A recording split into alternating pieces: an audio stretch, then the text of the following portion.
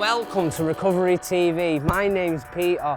We're here cameraing an event to do with an undercover case that happened 2 years ago to do with 3 users and a drug dealer.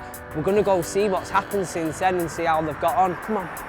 Here we are at Oak House. It's a recovery building for drug and alcohol addiction. We're going to go meet them people from 2 years ago. Come on.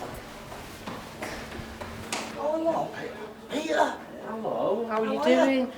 How are you doing? Yeah, we're just filming at the minute. We're doing a documentary on the recovery building. Right. Oh, Dead nice to see you. See if we can get an interview with Paul. Come on, let's go see if we can find him. Hi, Paul. You don't mind having a chat on camera, yeah? No problem, mate, no. I've been an addict for 31 to 32 years and I've tried countless detoxes, rehabs, and I just wasn't ready. I was a thief, a liar and a cheat. Have I come a long way? Do you know what? I love myself today, Pete, as simple as. And I didn't back in the madness. Yeah, a terrible person. I've got courage back in my life. And this building has just given me a future to look at. I've just got a future in front of me now, which I didn't have back in addiction. How do you feel about the drug dealer being in the same place as you, considering that it was 2 years ago that you had really big problems with each other? What, is he in here now? Yeah. No way. Doing treatment the same as what you are? Well, where I am now, I'll accept that. If he's trying to make amends in his life and recovery, fair play to him. I'll just open my arms to him, me. But I couldn't have done that 2 years ago. I would have ripped his head off, yeah. We're just going to go in and see Sue, see what she's up to. She's one of the people who were in our last film. Come on, let's go see what she's up to. Sniffing glue at 13, inhaling gas, smoking cannabis 14, and then that led on to crack cocaine, heroin. How has it affected your family? Devastated them, totally devastated them, all of them. Do they do any other activities in this building other than that? Arts and crafts, sewing. They do general knowledge quiz. Well, it took me 35 years to get here, but I'm loving my recovery, love being normal, whatever that is, but I'm loving it. I'm just going to go in the kitchen and have a chat with Anna. Come on. I started using drugs when I was 14, which progressed to sleep with a bunch of lads basically, which gave me a lot of shame, and then that kind of progressed even more to harder drugs and Class A's. From 2 years ago, I'm a different woman today. I'm not as closed off or holding on to everything as I was back then. So I'm really grateful to everyone that's been there to support me, really. I can honestly say that I can give myself a pat on the back.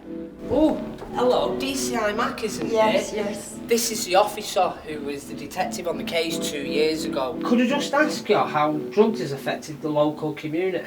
Well, it's a crime that comes with the drugs, because a lot of them start when they're young on drugs, and this is what happens. They end up thieving and whatnot, but they don't need to be in prison, they need to be in places like this to get rehabilitated. I'm just going to go in and have an interview with one of the counsellors called Dave. Come on.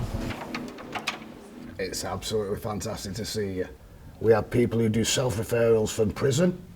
We have people that come through the ramp, which is a programme we run downstairs for frontline clients that are still out on the streets using. You know, we take them then onto the detox. If they need detox, after detox, bring them into treatment. It's abstinence-based, this programme, very tight on that. Is there any particular success stories you could share with us? My own story, Peter. I was using substances, alcohol. It brought me to my knees. Through this treatment centre, doing these courses gives me so much gratitude for my own recovery and where I've come from, that I want to give that to other people. Does that make sense? We're just going to go in and see Albert. He's a drug dealer who's in our last film. He's not long since out of prison. Should we go see what he's doing in this recovering community? I'm sure they've just finished the end of the art lesson, so we'll try and sneak in. Oh, I think we're coming. I came here straight from prison. And how have you found it? How have you found it, seeing as you're so fresh and new to this? I found it great, actually. I've never felt so good in my life, you know. In them 2 years, I managed to get myself clean and did a bit of gym and got myself fit. And then I came straight here. Do you think any of the other clients that were co-accused of you in part of that offence will feel nervous with you being the drug dealer and them being the drug users in this building? They were very forgiving, really.